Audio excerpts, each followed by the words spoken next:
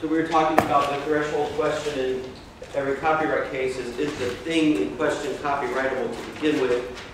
And we said that the way that we know that is we just go to the statute and we look at the statutory language. So all copyright lives under Title 7, USC.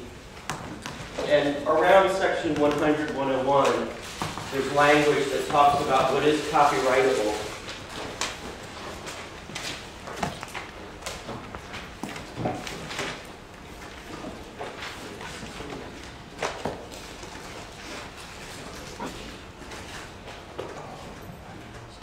We want something to be original, creative, and in tangible form. And then here's language for note-taking purposes. You really should, those of you who are not doing this, this class works better, as I said at the beginning, if you'll print out the PowerPoint slides as handouts, like 3 to a page. It works better. I can see it on your exams, who did it and who didn't do it. So here's some of the language. And again, notice PR, advertising people, all of your stuff. It's not just artistic stuff, like a quarterly report or everything you put on your website is copyrightable. It's original, it's not very creative, but it's in tangible form. And it's your unique expression. But what's as important is what isn't copyrightable. Ideas are not copyrightable. Facts, names, titles of movies and books, etc. Can you imagine? I mean, how could we have, think about how journalism would grind to a halt if every time you mentioned a book title or a TV show title or a movie title, somebody sued you for copyright infringement. That would be stupid, right? It would be dumb. Common words and phrases. The example here, Donald Trump trying to copyright "you're fired." That's dumb. What's dumber is Paris Hilton trying to copyright whatever dumb thing she said. Right? So you can't copyright those types of things. Notice methods, procedure, system. That's more like patent. Sometimes with the slogans or mottos, though, you can go over to trademark law, which we'll talk about later, and trademark it. Like McDonald's silly ad campaign, "I'm loving it." They can't copyright that, but they can try to trademark it. How do you trademark something? You put in an application with the Patent and Trademark Office, the PTO office in Washington, and they either approve it or deny it. We talked about the public domain and why that's important. It's important because it's a major defense. If you're accused of copyright infringement and you say, no, my defense is that this work is already in the public domain, then you're home free. But here's the mistake that people your age always make. You say things like, it's on the internet, which means that it's in the public domain.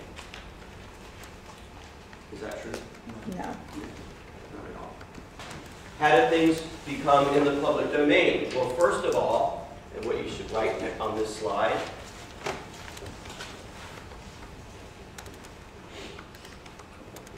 anything before 1923, anything created by 1923 is automatically in the public domain. It's automatically in the public domain.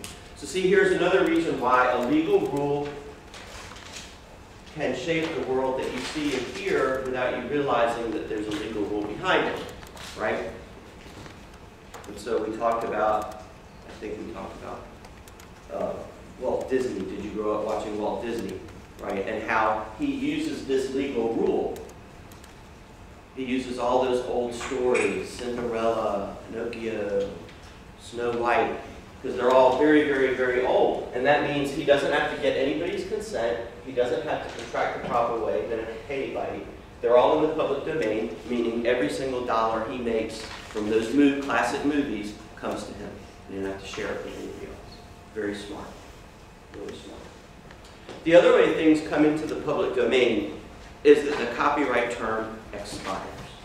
Remember, in the Constitution, it says that the copyright holder has a limited monopoly over his or her creative works for a limited time. So copyright in the old days used to be very it was 19 for a while, then it was 28 for a long time, and then as you'll see in a few slides, it has gone completely crazy. But, so when the copyright term expires, the work automatically falls in the public domain, and then anybody can use it or copy it. It's important that things fall into the public domain. It's our patrimony. It's our cultural heritage. And it's also important for innovation. You know, if Mr. Vaughn writes a song, and then it might inspire you to write a song, his song might get your head going, and you don't want to have a copyright fight interrupting the creative process. Right? You don't want to have a copyright battle interrupting the creative process. So it's important that things over time fall into the public domain. Now, what we're really looking for here is a work that is original, creative, although it doesn't have to be good. I mean, a Miley Cyrus song is copyrighted. Right? It doesn't have to be good. Original, creative, and in a tangible form. Novelty over the years doesn't come up much. That's more about patent law. All right. So how do we know what qualifies as creative? Well, we go to the case law and we look at cases. So now here, you see first, this is an earlier case, and this involved the Yellow Pages. And so Southern Bell sued this other company for copying their stuff out of the Yellow Pages. And the 11th Circuit said, yes, it is copyrightable. But then we get a more important case, and the one here that you should circle is Feist Publishing. Feist Publishing stands for the proposition that facts are not copyrightable.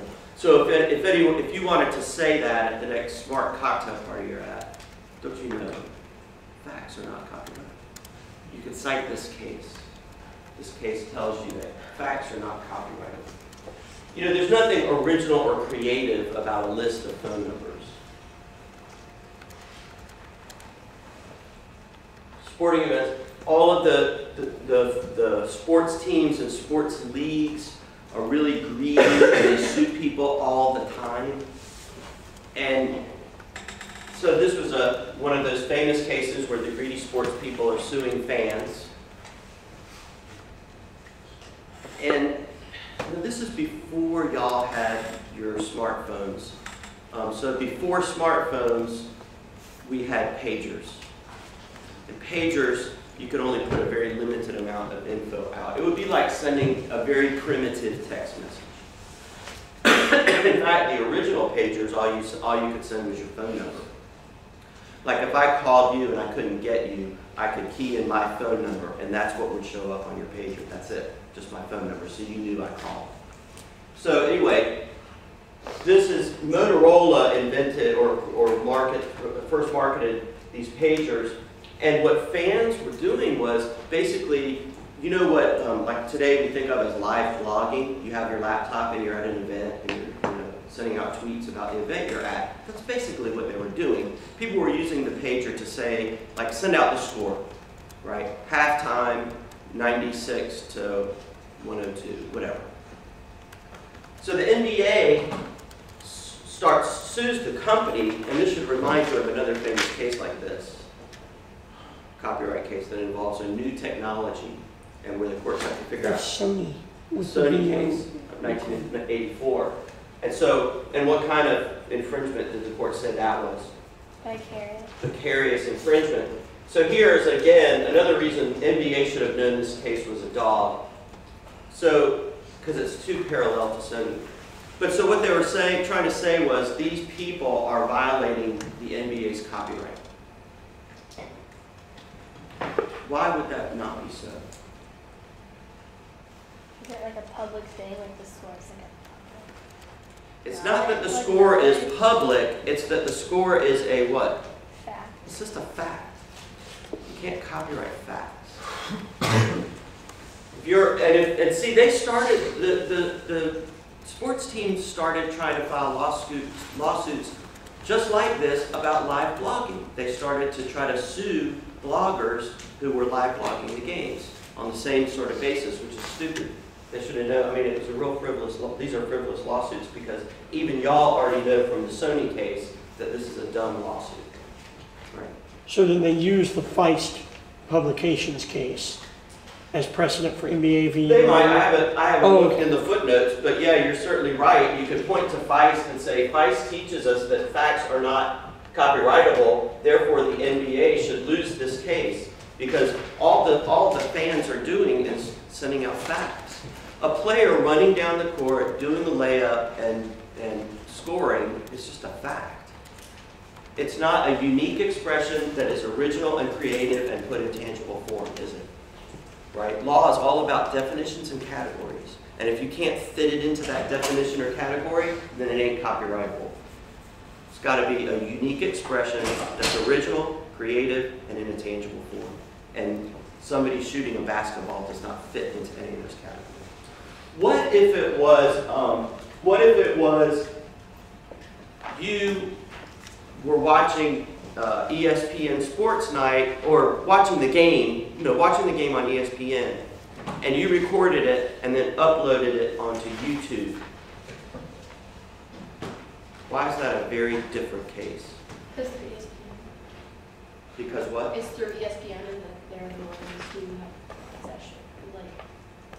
I'm saying they own the broadcasting of it. They own the copyright on it, and it's copyrightable because, why is that copyrightable, but the events of the game are not copyrightable?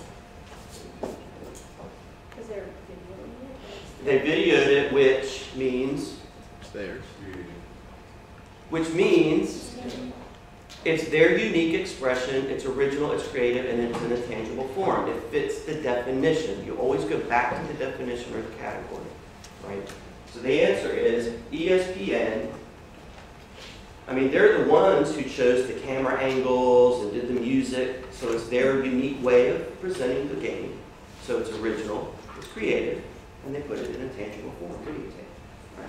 So that's copyrightable. The game itself is not copyrightable. Why is it illegal to videotape the game yourself? And Don't ever say it's illegal to do something, right? Because we're talking, in this class, we're not talking about criminal law. We're just, right, so you can do whatever you want, Mr. Lovering. The question is, if you do it, will there be some bad consequence? So now, if you go and you are videotaping the game, if you went there and you're videotaping the game, and they come and they tell you, stop videotaping the game, what reason? You wouldn't be infringing their copyright because, again, you're videotaping the facts that are unfolding on the court. But they're still going to make you, and sometimes they'll even confiscate your camera. And so why do you think they would do that? They think you're trying to profit? Yeah, because they're greedy and they're afraid that he's going to videotape the game and then go upload it. But what do they really want to happen instead? Why don't they want him to videotape the game and upload it? for people to tune into their broadcast. Because they want people to tune into their broadcast. If they've got a multi-million-dollar contract with ESPN, which they do, and those contracts represent lots and lots of money, they don't want Mr. Lovering interfering with that contract. It's called tortious interference of contract. So they don't want him interfering with their contract, right? Because for them, a lot of money is at stake. So that's not a copyright issue. It's a different kind of law. All right, ownership. And this is important as you all go out into the work world, and we all want you to get jobs. We all want you to get full-time jobs with health benefits. But you may not. You may be working in a part-time or freelance situation. So it's important to know how this works. So now, if you are working full-time, whether it's in like a television station or a PR advertising, or in a PR department at a bigger organization, and you're working full-time, you don't control any of the copyright. Everything that you do on your job belongs to your boss, belongs to your company. And that's a work made for hire. Right? Did I tell you my plagiarism story already? So that's the paradigmatic example. I was stuck, I couldn't do anything because the Charlotte Observer controlled the copyright, not me. if you create something with a friend, it's automatically 50-50, right? If y'all write a song together, you get 50-50 control. Copyright is assignable though. Like, let's say you thought the song was really crummy, you could assign your part of the copyright to Mr. Michel. And you can have it. Or, for example, the Beatles could decide that they want to make a gazillion, well, they didn't even control the copyright at that point. Their record company wanted to make a gazillion dollars, and they sold the copyright to Michael Jackson. Michael Jackson paid, and so then they assigned or transferred the copyright to Michael Jackson. So is that like people that buy rights to companies? Because like there's a whole big movement of people buying rights to like extinguished beer companies. Like old beer companies, they buy the right to, Well, what rights are you talking about? like their logo and their recipe and all that lovely stuff. Well, the recipe we don't care about, but because that would be over in patent law, but the logos and the names would be trademark law, which also, hold on. Now, for freelancers, now it used to be, there used to be a lot more flexibility here, but there's not anymore because of the Supreme Court case. So if you're working as a freelance, what they're going to want to do is they're going to want to treat you like an employee. They're going to want to make you sign a waiver and sign away your claims to any copyright. And that's because of the Ticini case in 2001. So Ticini was a freelance for the New York Times. And I used to freelance for the New York Times, and I was paid really well, and I didn't have any complaints. But his complaint was because of the internet, they were only paying us, like, when you wrote a story and you got paid $500, and then that was it. You never got any more money. But because the internet, they would then use the story over and over, and repackage it, put it in the archive. And so the issue was, you've got to pay us every time you use it for something else. And the Supreme Court sided with the freelancers. Well, the big companies don't want to do that. So they want to treat you, even though you're not an employee, you're just a freelance. They want to treat you like an employee and working for hire, and so they will make you sign a waiver. They'll ask you to sign, not make you, they'll ask you to sign a waiver.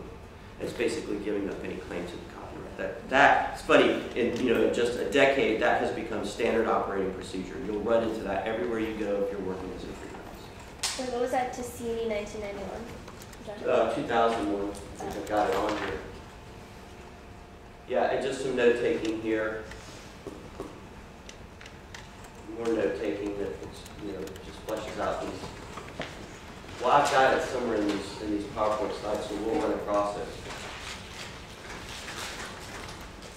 T-A-S-I-N-I, Ticini case of 2001. So, what was I going to say? So anyway, so what they're going to, now, is anyone a photographer? All right, well, there's more flexibility for photographers. Photographers don't want to give up the claim to the copyright forever. And so what you can do in your contract is you're giving them exclusive use of the photo for this first time. But once they print the, like, let's say you took a photo for the High Point Enterprise, they paid you $300, they get to use it, but then the copyright's going to revert to you. And a lot of photographers want to do that because you want to use your photographs down the line, right? But with writers, you're pretty much stuck because, if you say, no, I don't want to sign the waiver, then they'll just say, all right, well, don't write the story then. We'll get somebody else. We'll get Mr. Turner to write it instead. So you don't have a whole lot of choice there. All right, so then comes the big dispute over how long does a copyright last. Like I said, for many years, it was 28 years. And that's a reasonable amount of time for the creator to profit from it, but then for it to fall in the public domain and other people can use it. Well, so in the 90s, Walt Disney Corporation, and the corporations run everything, you know that by now, don't you? So the corporations led by Walt Disney Corporation, went to Congress, and they made a lot of bribes, campaign contributions. And It's okay. Let me speak. pressed for this bill, the Copyright Term Extension Act, which became known in scholarly circles as the Mickey Mouse copyright extension. And so what is it? So they wanted to really stretch out the length of the copyright protection. So what was their motive? Why were they lobbying so hard and spending hundreds and thousands of dollars? Well, why money? Because the longer that they hold the copyright, the longer that they or their conglomerate can make money off of what they create. Exclusively. Right. Right. They don't want anybody else making money off of it. And so all of those old classic movies, did your parents ever make you watch the old ones? Like the really old ones, like Snow White and Pinocchio and stuff. Those old, the copyright terms were about to expire on a lot of those classic characters like Mickey and Minnie and Pluto. What else? What's another motive for them? Not just the money. Yes, that obviously is the big one. They wanted to keep exclusive control of the profit that those characters generated. What else might they be concerned about? Legacy. The legacy of the characters. And in what way? So they're worried about the legacy of those characters. And like no one else can use them. They don't want anybody else to use them because They want it associated with them. Because they want to make money off them. we already dealt with the money thing, but I'm trying to get Ms. Donegan and Mr. Deschamps here to keep going on this idea They about want what about the recognition legacy? for creating them. Okay, so they want all of the credit Yeah. for creating these characters. They don't want other people doing things with the characters, like what? Ruining, like, Ruining them, Changing the voices on changing them in some way, ruining them in some way. Like somebody uploads a video, Minnie does Dallas, right? And using Minnie Mouse in a porn movie, right? So this is tarnishment. They don't want the image of these characters tarnished. And that's kind of a real concern because you know some smart ass would do it. And you know I'm right? It would happen overnight.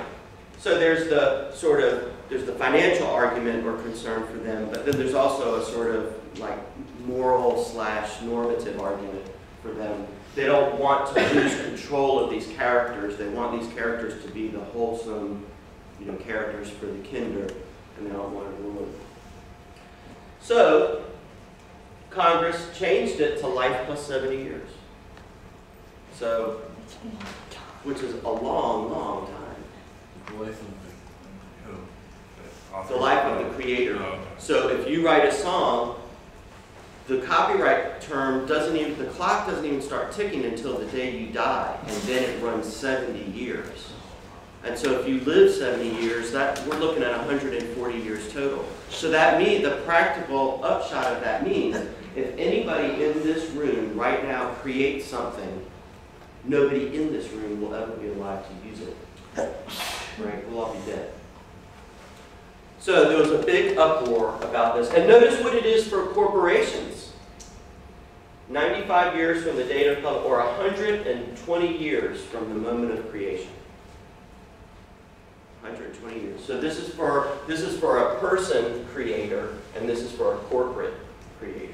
So that means that the Beatles songs haven't even started their end date because Paul McCartney's not dead yet. Yeah, and yes, and also notice that they went back, and they didn't just say going forward this is going to be true. They went up. They said anything created on or after 1978. Oh, well then never mind, because Beatles created them before. Okay. Yeah. So there's such a big hullabaloo that we get this major case, the Eldred case. The Eldred case. And Lawrence Lessig, the most famous copyright scholar in the world, argued this case before the Supreme Court and lost. He was arguing that it was unconstitutional. But they said, and Sandra Day O'Connor wrote the decision, and she simply said, look, life plus 70 years may seem like a long time, but it still is a defined, limited time. And so it's okay. It passes muster. It's constitutional. And this was so it was important in so much as it allowed that ridiculously long copyright length to stand as constitutional. But then it's also important because You know, here's a time, this is like the clearest, most unequivocal pronouncement from the court. Copyright does not violate First Amendment law, because think about it. Remember, what does the near rule teach? Almost always unconstitutional. Copyright law is the paradigmatic example of how a prior restraint sometimes can be constitutional. Remember the Harry Potter lexicon? She actually got a temporary, or she got an injunction, a temporary injunction against the publisher to stop him from printing the lexicon. That's a straight up prior restraint, isn't it? Under near, it's an injunction. And so we get the Supreme Court saying copyright does not violate the First Amendment. A prior restraint under the color of copyright law is not unconstitutional. So we get two sides of the same coin. Near taught prior restraint is almost always unconstitutional, and Eldred says a prior restraint in the realm of copyright is an example of a constitutional prior restraint. So it's important for that reason. Because one thing that had been building, Lessig was sort of the instigator, but among many scholars, was trying to push this idea that a prior restraint, even in the realm of copyright, violates the First Amendment. And the court wanted to make just a very unequivocal statement here. All right, so what does copyright do?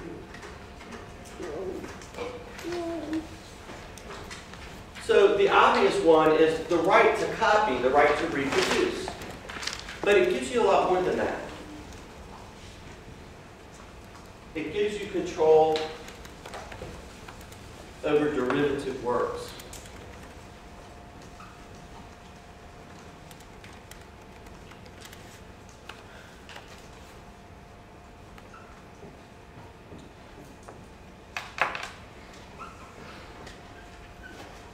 A derivative work is a work that is derived from your work. So in the Harry Potter case, she was saying, I created the Harry Potter books, and the lexicon was derived from the Harry Potter books, therefore it's a derivative work. And a derivative work is controlled by the copyright holder.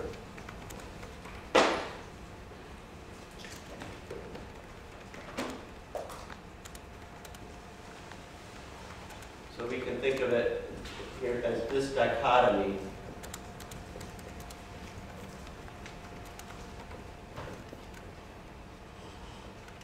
The copyright holder controls the derivative work.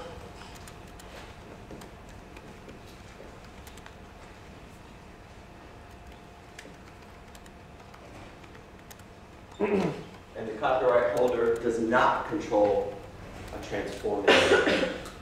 This is a very crucial dichotomy. Cases like the Harry Potter cases are argued across this axis.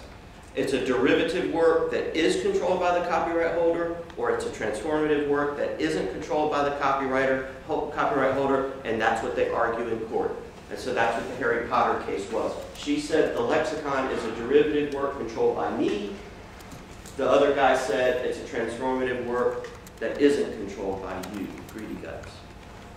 All right. Remember too, y'all, with music, a performance constitutes a performance where you didn't get consent or didn't pay royalties also constitutes copyright infringement, right? What's the difference between derivative and transformative works? A derivative work is a work that is derived from copyrighted material, existing copyrighted material, and the copyright holder controls all derivative works, all works that are created on the basis of their work. So the example here we'll use is J.K. Rowling created the Harry Potter books, and then she argued that the lexicon the other guy created was simply derived from her work, and therefore she controls the copyright. What he was arguing was, no, this is a transformative work. I have taken your creation, but I have transformed it into something completely new that you don't control. So that's how they were arguing in that case, and you'll see why in just one second. A couple more slides, you'll see why.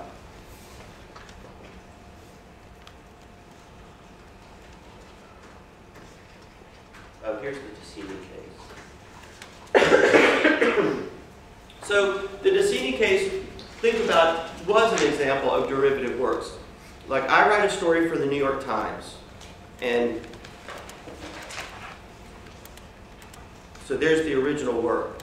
And then anytime they used it afterward, like putting it into the archive or doing something else with it, was a derivative work. It is a derivative use of the copyright material.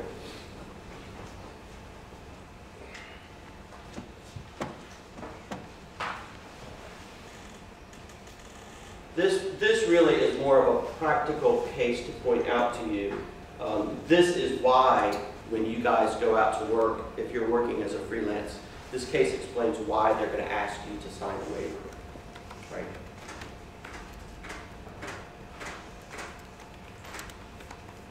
All right, so just to clarify a few terms that seem interchangeable, but sometimes they're not.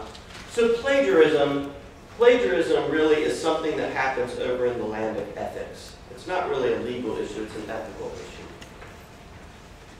Bootlegs are copyright infringement. If you go to a concert and you record the concert, that's a bootleg recording, and that is straight up direct infringement, copyright infringement. Piracy is a little bit different than infringement because piracy can carry criminal sanctions, big money, fines, even jail time. Right? So there are federal statutes against piracy, but those are for the big time things like pirating, millions of dollars worth of Hollywood movies and that sort of thing. But most of the time, in our world of just professional communicators, we're just talking about copyright violations. Note here the statute of limitations.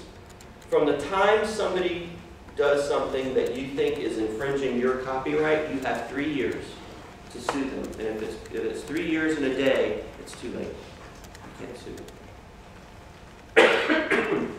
And really, for us, what's at stake in these cases is damages, meaning money, and it can go up to $150,000.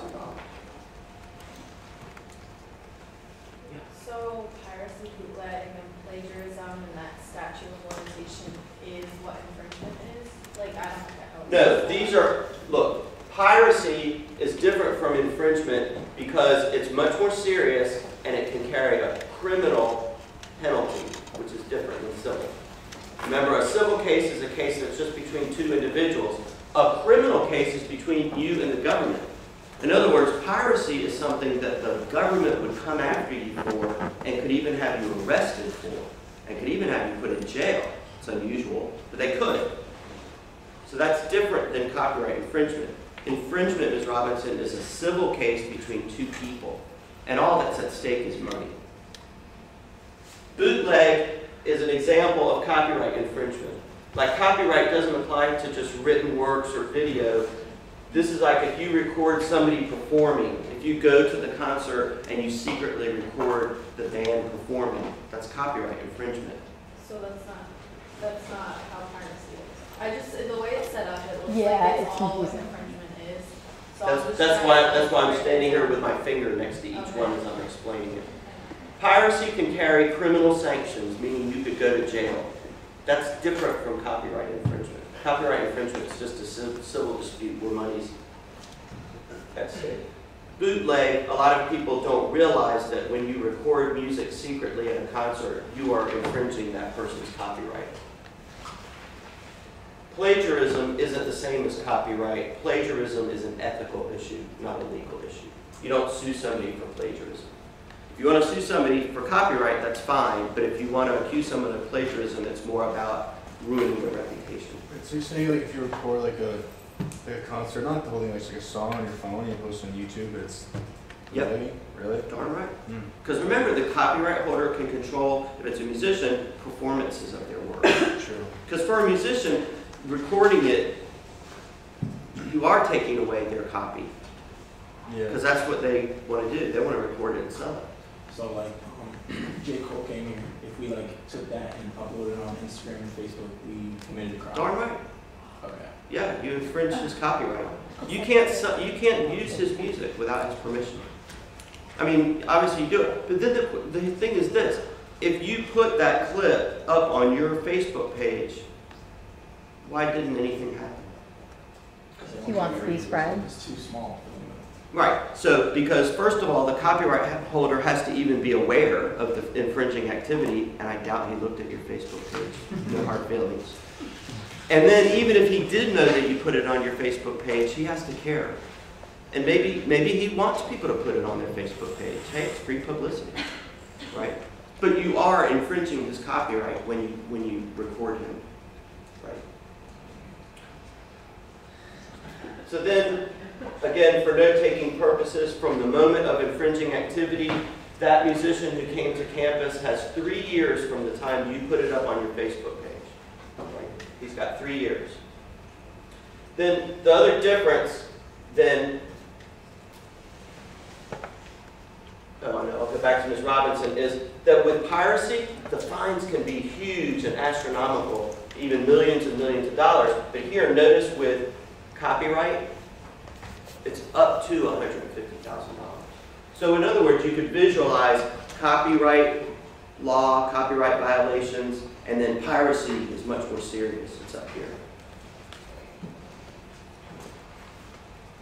All right. So now let's say something happens and you want to sue somebody for infringing your copyright. So first of all, you've got to establish that you own the copyright. And on this slide right here at number 1, you should say, this is when you need to register a work with the Copyright Office. If you want to sue someone, it must be registered with the Copyright Office before the litigation can move forward. Because that's what establishes that you created it and own it. Then the next thing you have to do is you have to prove that somebody infringed your copyright. And you can call witnesses, you can show copies that they made or whatnot. And so then, as you're trying to prove your case, you have to prove 2 elements: that the person who you're accusing had access to your work, and that there was substantial similarity, right? So did we do my friend's case against Michael Jackson? So that's this. We know that Michael Jackson had access to his song because he sent his song to Michael Jackson. So that was no question. So then the case turned on substantial similarity. And so, of course, my friend Malcolm, his lawyers had musical experts come to the stand, and they showed images of the music, and they played excerpts of the music for the jury. And then Michael Jackson's people, they had musical experts come to the stand and dissect the music, and they played clips and all this. And the jury, it's up to the jury. The jury just decided that he couldn't prove substantial similarity, so they sided with Michael Jackson.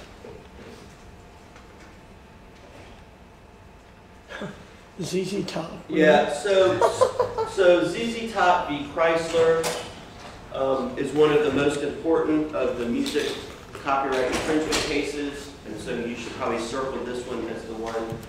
Forget about Bright Tunes.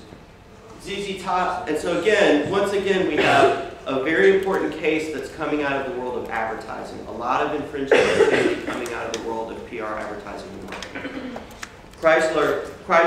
The ZZ Top had this really big hit in the 80s, and it had a very, very distinctive electric guitar riff at the beginning of it.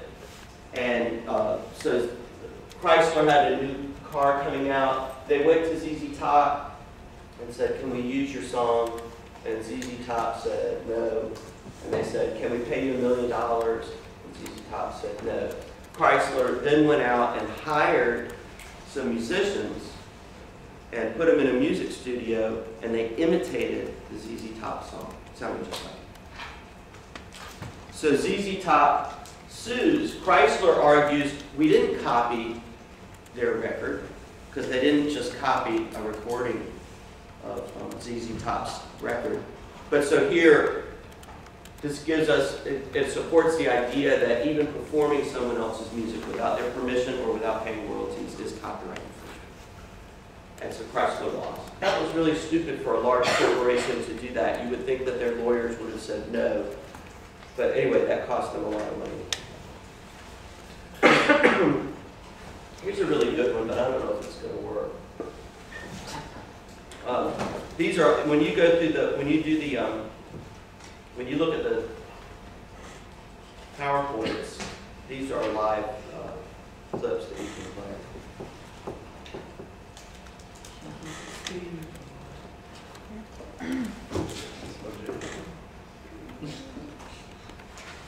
That's Rubenoo. Never heard of it.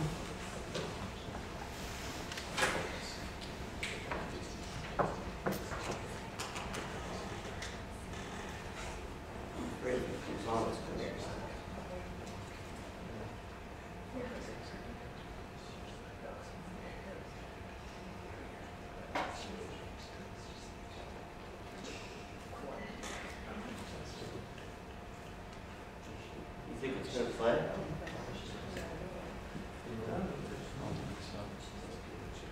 Struggling.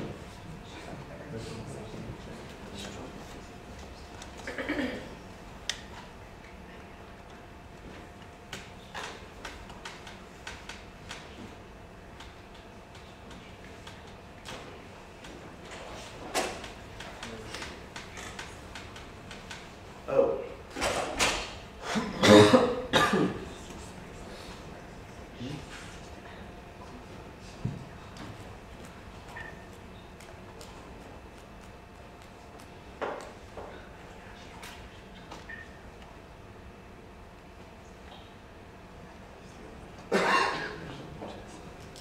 Well, I can't do it.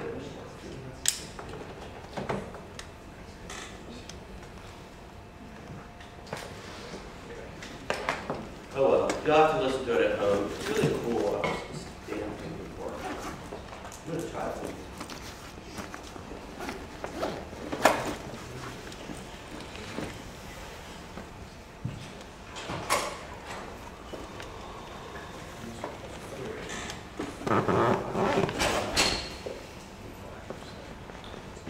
Oh well.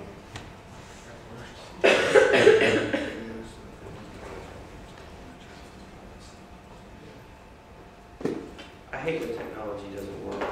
That is actually a great clip if you can do it at home. Because what the guy did was he took the two songs and in the clip he spliced them together.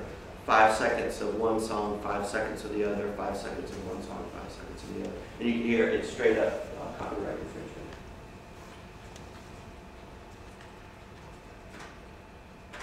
All right, so now we get to the real.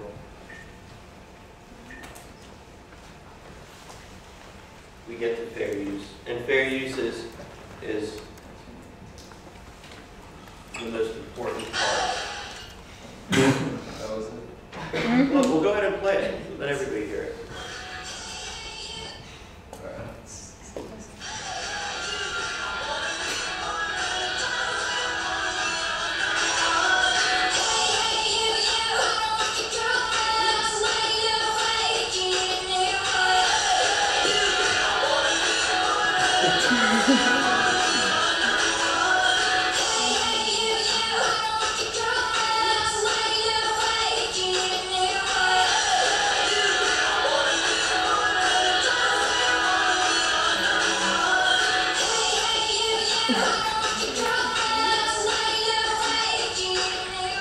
So it went from I want to be your boyfriend to I don't like your girlfriend, right? So that's a famous direct. I mean, it's so obvious, right? It's even in the same key, right? They didn't even bother to change the key of it. And who made that song? One of them was Avril Lavigne. No. The remix. Who made the You're copying who? Yeah. Did anything I else? think if I remember, the boy version was first, and Yeah. the girl version was second. Yeah. So did they go to like court or anything, or didn't they Yeah. have like it? Yeah, somebody look up the case. Tell us what year it was. Somebody Google that. You're both equal bad. Yeah, sure. Mr. Walker, what do you see? Oh, I'm getting there.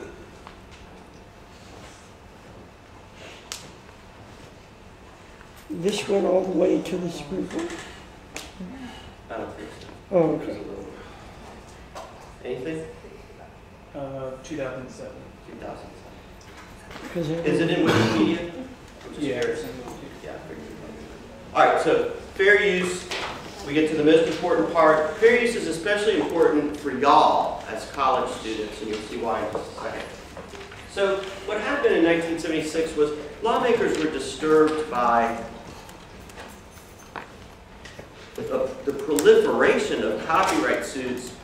You know, and the concern always is that people are using the law to silence other people, basically, to squelch creativity, right? Every time somebody tries to do some new music, or sometimes someone tries to do a new, you know, I don't know, movie or whatever, and it even barely uses some material from somebody else, then lawsuits fly and creativity gets squelched. So the idea was to create a safe harbor, And so in the law, if you go to,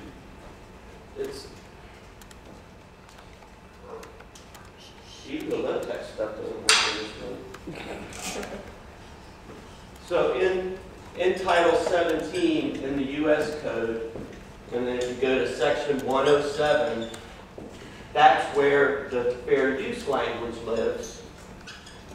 And so if you use this defense, it's called a Section 107 fair use defense. A Section 107 fair use defense.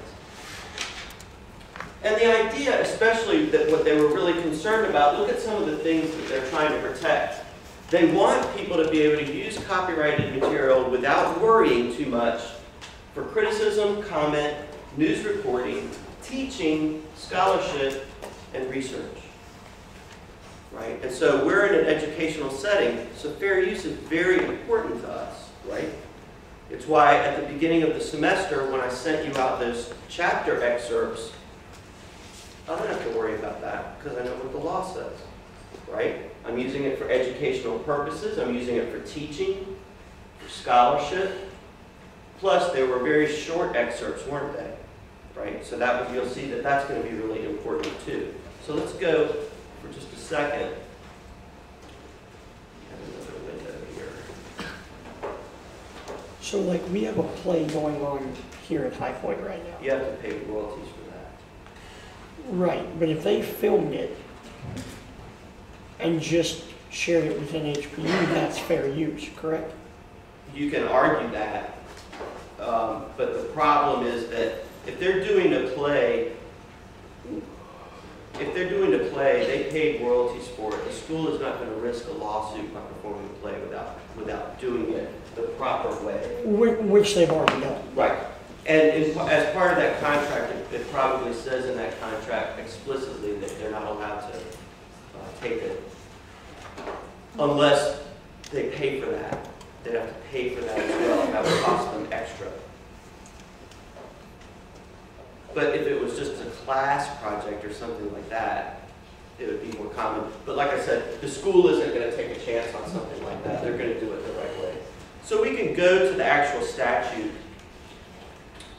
And we can see, for example, that they're trying to carve out a safe harbor for these types of things. Notice it says teaching, including multiple copies for classroom use. So you see, I don't have to worry at all about infringing that textbook author's copyright because I know I've done it for educational, for teaching and scholarship and classroom use, and all the language is right here. And then, so this is the preamble, so we have some broad categories there. And then here, we get the 4 fair use factors. The 4 fair use factors. I'll say it one more time. The 4 fair use factors. So this is how, when you say, how is the court going to answer the question, is it a fair use or not? They're not just going to guess. They are going to run the 4 fair use factors. And they run all 4 of them, and they don't skip any. And with each factor, there are 2 arguments, either for or against, for or against, for or against, for or against, right? Purpose and character of the use. You can boil these down a little bit. Purpose and character of the use, nature of the copyrighted material, amount and substantiality of the portion used, potential effect on the market for or value of the original. Purpose and character of the use, nature of the copyrighted work, amount and substantiality of the portion used, potential effect on the market for or value of the original.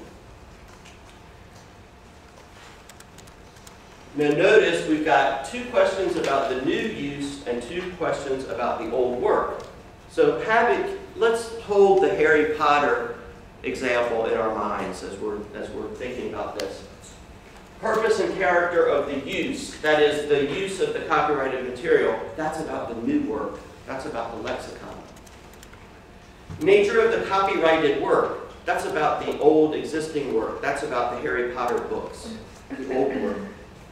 Amount and substantiality of the portion used, that's about the lexicon. How much of the Harry Potter books did he use in the lexicon? And then potential effect on the market for or value of the original, that's about the Harry Potter books. And so what you do is, the way to think about this is ask each factor as a question. So let's start the litigation. So J.K. Rowling sues the guy, let me just call him Mr. Smith because I just don't know his name. J.K. Rowling sues Mr. Smith over the lexicon. Mr. Smith can't say that he got her consent because he didn't. And Mr. Smith can't say that he contracted the problem away because he didn't. He didn't pay. He can't say that Harry Potter books are in the public domain because they're not. So he has to argue fair use. It's his only option. He's got to argue fair use.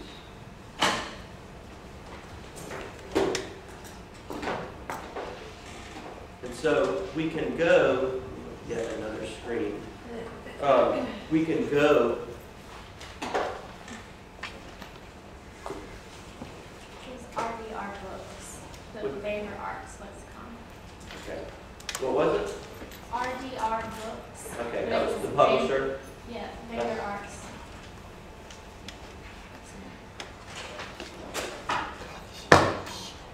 I'm just going to have to complain to the IT department about this room. This is ridiculous that I can't even just do something simple like go to YouTube.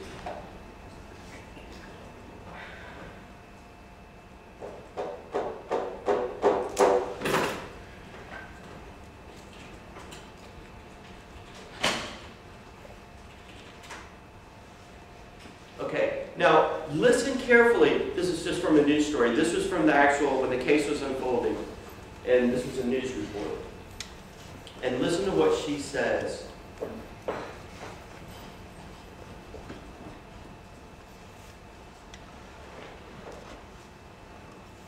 And once again, there's no fucking sound.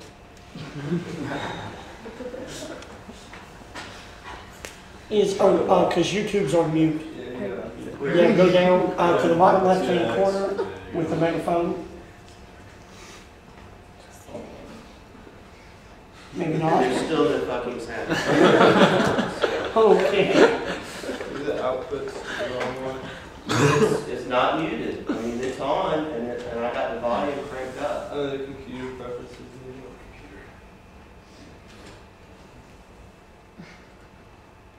Well, that's interesting. As you said earlier, maybe there is no effing sound. Great.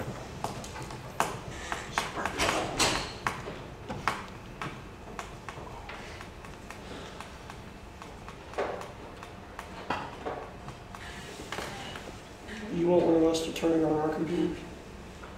No.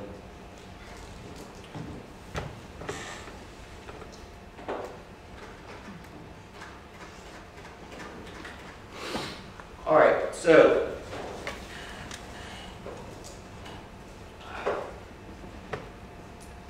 the case commences, and they both are going to have, each side is going to have to make their argument And they're going to have to argue on all four. And then the jury has to decide, does the factor weigh in J.K. Rowling's favor or does it weigh in the lexicon's favor? So let's say that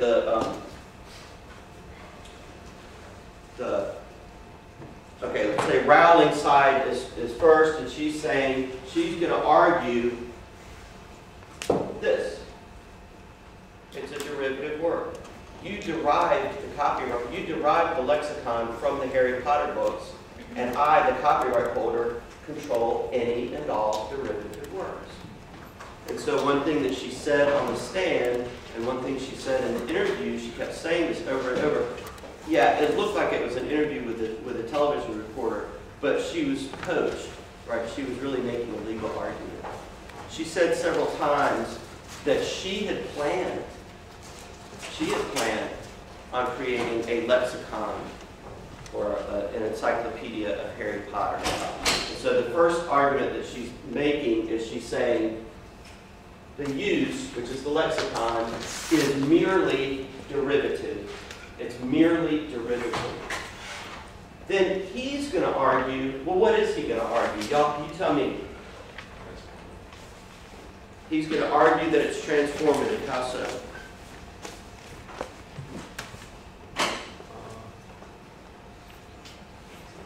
How is it transformative? Like, how much do you copy of it? You know what I'm saying? Like, did he like use the same exact like characters and plot, or what? How did he use it? Because he's like identifying the different terms and phrases and words used using his own context. Well, he didn't just take the Harry Potter books and copy them. What would that be called? Direct infringement. That's not what he did. He wrote an encyclopedia where you could look up each of the characters or you could look up the places, and he wrote the entries. And so he's going to argue the character of this work is transformative. I just took, the name Harry Potter or the name Amelia or whoever it was, and then I wrote it into this, I wrote these descriptions. So he's going to say it's something new. I'm not merely copying, I'm creating something completely new and different. He's going to argue that. What else can he argue? Remember, you use the definitions and the categories to try to make an argument.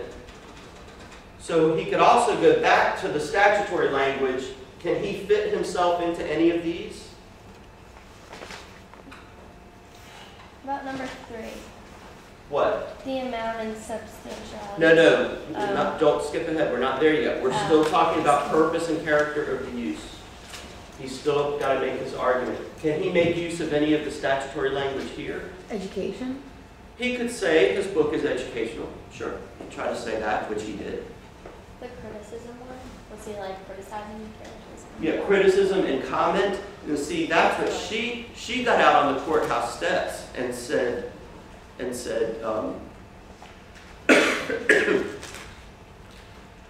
there were three arguments she made.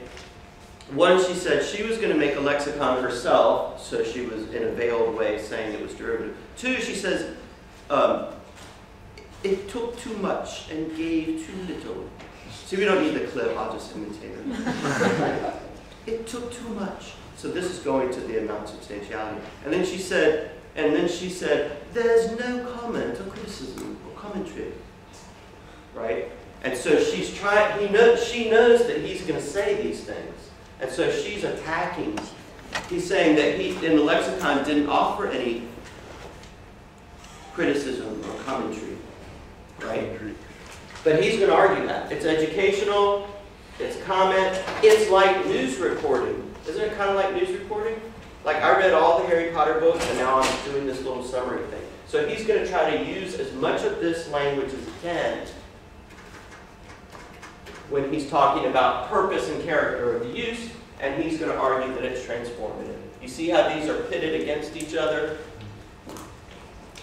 And that's the axis of the litigation. Next, nature of the copyrighted work. Now we're going to look at the Harry Potter books. Were they copyrightable? Yes. Yes, they were her unique expression, they were original, they were creative, and they were in a tangible form. Highly, very, very strong copyright. right? They're not just facts. Very creative. Can he attack that? Can he attack her on that fair use factor at all? He can, but he'd fail. There's nothing to say. It's highly copyrighted material. There's just nothing for him to say. So this one's going to count very much against him. I think this one is a pretty good argument for him. This one's going to count against him. Amount and substantiality of the portion used. Now this was fought over. So what's her argument? That he used all of the, like all the words from all the books to create this. She didn't write the entries in the lexicon. He did. It wasn't direct copyright infringement. So what is she going to have to argue? He didn't just copy the whole text of the books. He used enough of it. Gave away too much? He used all her terms and her ideas. Okay. Ideas aren't copyrightable, but that he didn't copy all of it, but he took all the most important stuff, all the characters, their names, their attributes, you know, because she's the one who described all this stuff in the books, right? She described Harry Potter and the other characters. She described the places. She described the plot lines and what happened. So even though he didn't directly copy, she's going to argue he took the heart of the work. That's a very important phrase. It comes up in a case you'll see in a minute. He took the heart of the work. Because remember, that fair use factor asks amount and substantiality. So even though he didn't just copy the whole book, he took the most substantial part. Amount and substantiality. So that's how she's going to argue her side. And then what's his argument going to be? I didn't use much. I just took names, places, you know.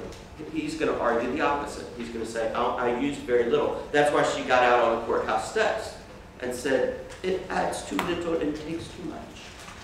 Right? So she's literally arguing fair use factor 3. Right? She's trying to make her case. He had a pretty good argument because his lexicon was huge. And if you combed through it, then this is what her lawyers would have done. They would have combed through it. They probably would have run a computer program on it, looking for direct matches, direct pieces of like sentences or phrases that were directly copied. And then we get to factor 4. And she made this argument out on the courthouse steps too. She said, I had always intended to write my own lexicon. Right? And so she's making this argument. She's saying that this is directly affecting my pocketbook. But it could also go in his favor too, because if you write a lexicon explaining to people who might not understand Harry Potter some of the definitions of some of the complex terms and ideas in Harry Potter, you're helping more people understand it, which might lead more people to buy her books. And that's his argument. He's saying, and see, she was, you know, you need to remember why this was such bad PR for her. That guy had worked for years, basically for free. I mean, it was like slave labor because he was running this international fan club, right? And he maintained a very elaborate website. I mean, think about all the free labor that greedy person got out of this guy, right? She didn't pay him anything to do all that. And so his argument here is not only is it not going to hurt potential sales of Harry Potter, it's probably going to act like free advertising. And that's what he's going to argue. Because do you really think that if somebody read the lexicon, they would then say, oh, that means I'll never have to read any of the Harry Potter books? No. Does that sound logical? No. No, it doesn't sound logical at all. So I think he had a good argument here if that were all. And that was why she was making that kind of a play for special damages, saying that she had a lexicon in the works. Did she ever come out with a lexicon? No. So she lied on the stand. Right. So can you? Maybe when Oh, she at the time. I know, but I'm just ribbing her just because I thought the whole thing was really bad publicity for her because it made her look really good. Like, can they use our legal system? Yeah. What year was the case? Yeah. Hmm? What year was it? This was, it wasn't even that long ago. Oh, well, you saw it, Ms. Howell, didn't you? It was 2007 and 2009. 2007-ish. 2007. So what they did was they ended up working out a deal because she wanted money, is what she wanted. She had to have all the marbles. She didn't want him to profit from it without her getting some, because $1 billion isn't enough. It's just not enough.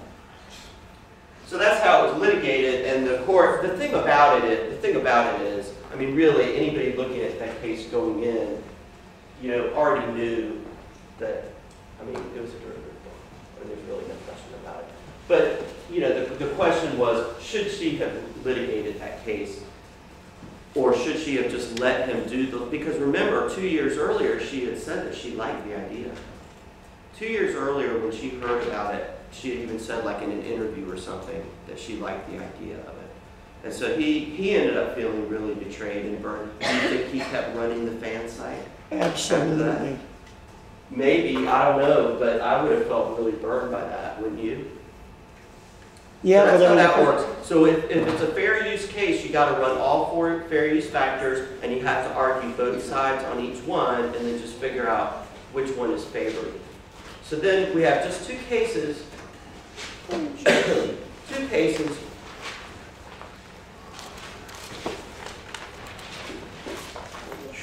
So the fair use language went into the U.S. Code in 1976, but then, of course, we have to watch the cases to see what the law is going to mean. And the first case is the Harper and Roe v. Nation case.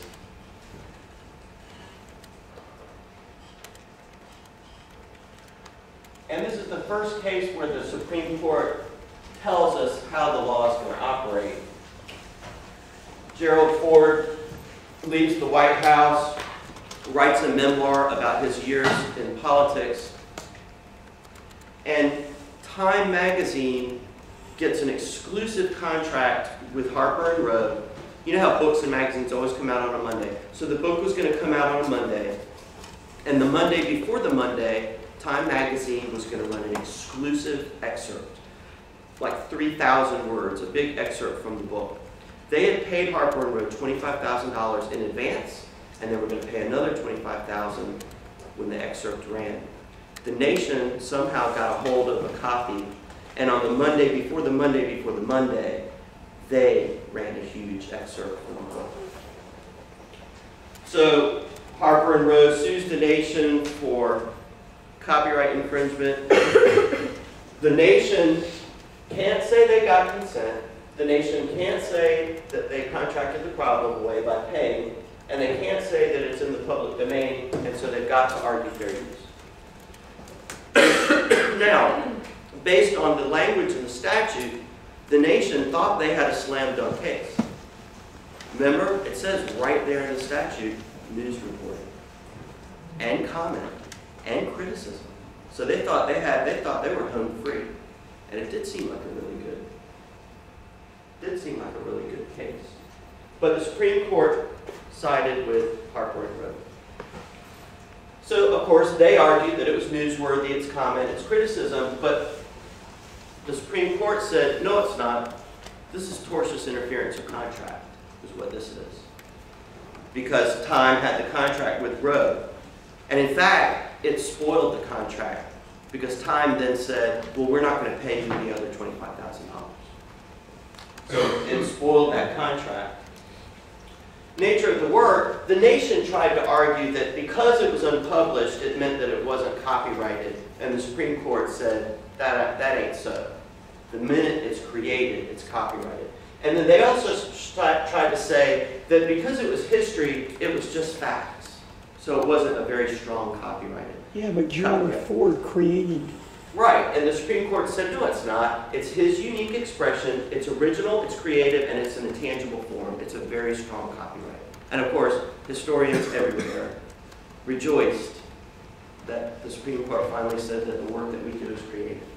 So anyway, so that, then substantiality. So here again, they didn't copy the whole book. They just used a big chunk, a big 3,000 word excerpt. But remember the word substantiality. And here's why part of the work, that phrase comes up a lot in later cases. They said, because listen, do you think that the Nation printed the most boring part? No, they printed the juiciest part, like about Betty Ford getting crocked in the White House and, you know, going to rehab and stuff like that. And then the potential effect on the market for the original, well, that's a slam dunk factor for Harper and Row because they lost $25,000 right off the top. Also, if I read the 3,000 word excerpt in The Nation and it was the juiciest parts of the book, I might not go spend $35 on the hardback copy, would I? If I felt like I got the juiciest part. So it had a great potential effect on the market for that book. So this we want to know, as this is our fountainhead case, this is our precedent-setting case for non-parity fair use. Now, if I tell you that that's the precedent-setting case for non-parity fair use, what can you deduce from that? There's a precedent-setting case for parity. There's a precedent-setting case for a parity fair use. Yeah, why is it important? That's kind of important, but I would say it's important because it is the precedent-setting case. All fair use cases, if you're reading a judge's opinion or if you're reading the filing, the briefs, will start by talking about that case. So then we get Campbell v. Acuff Rose is our parity fair use.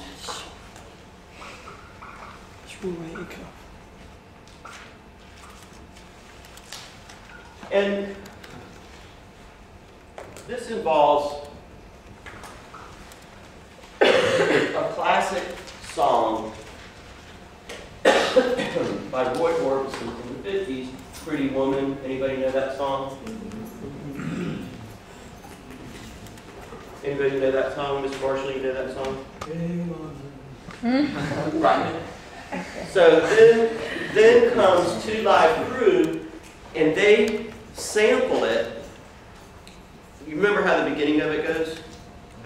I'm not sure. Of course. Dare, dare, dare, dare, dare. Yeah. Right, there's that guitar lick. So they borrow the guitar lick and the drum beat and just a little bit of the lyric, and then they do their rap, right? And it really should have been called Skanky Woman, right? Because it's just like really incredibly vulgar.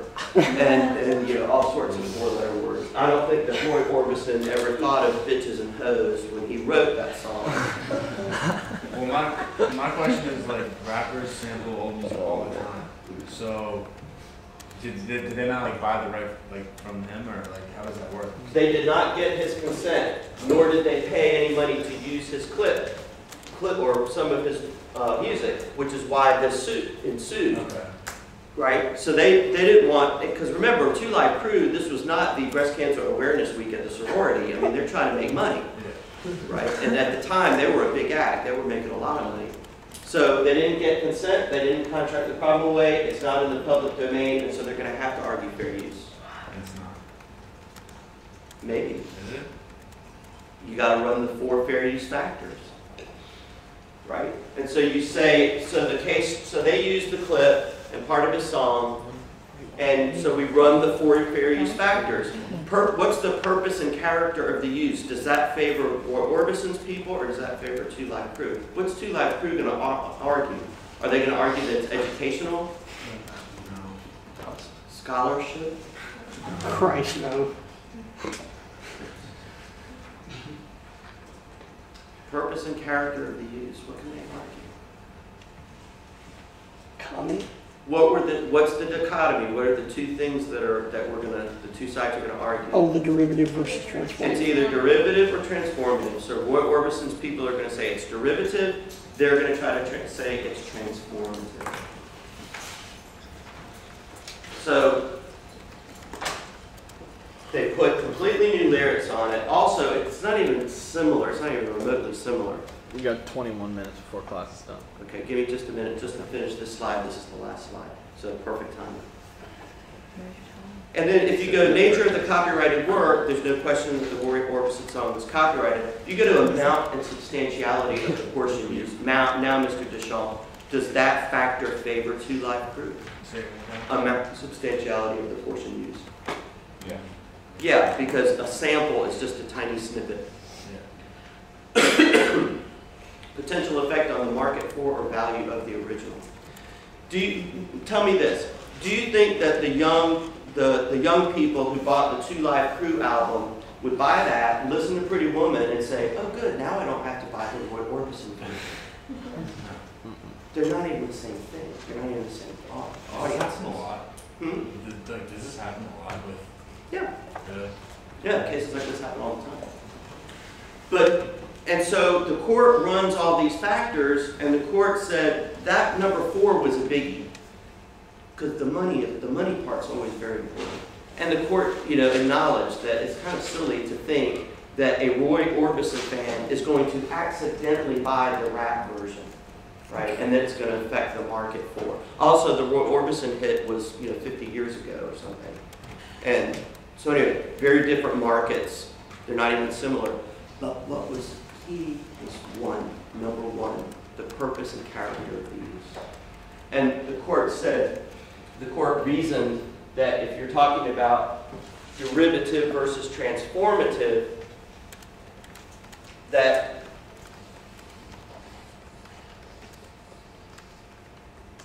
as a parody, it was transformative. They took a little bit of the song, but they turned it into something completely new. They transformed it into something completely new and different. And this is one of the reasons, this is a good case that teaches that parody is parody, satire, and humor are highly, highly protected by copyright law, in copyright law. Because think of it, you couldn't have your Saturday Night Live, you couldn't have your Colbert Report, you couldn't have your Jon Stewart if lawsuits were flying all over the place, right? It would really squelch creativity. And so Campbell v. Acuff Rose stands for the proposition that parody, satire, and comedy are highly protected from copyright lawsuits. And I would even say it this way, if I were taking notes, I would say it this way. Campbell v. Acuff Rose teaches that parody, even if commercial, even if for profit, can still be of fair use. And once again, they ended up settling the case out of court. They ended up contracting the problem away.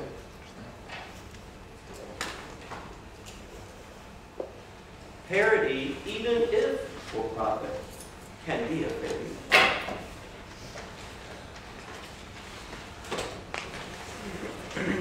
All right. Thank you very much for all of the hard work that went into these. There were plenty of A's. There were lots of A's. There were lots of A's. There were 10 A's. Good job. I'm scared. If you didn't do well and are disappointed in your mark, there were a couple of obvious reasons. A couple of people didn't study. A couple of people I could tell when they were absent from class. And one thing that's consistent too is you have to have a study partner. I can tell when I start reading a paper within a minute or two. I can tell. It's not good to try to do this class all by yourself and suffer in silence. You gotta do it with a study partner. It works better that way. If you are disappointed in your mark, you need to think about it like this. The coming up mini exam will be easy because it's a limited amount of material. So if you score high on the mini exam, it will immediately pull this up. Gilbert,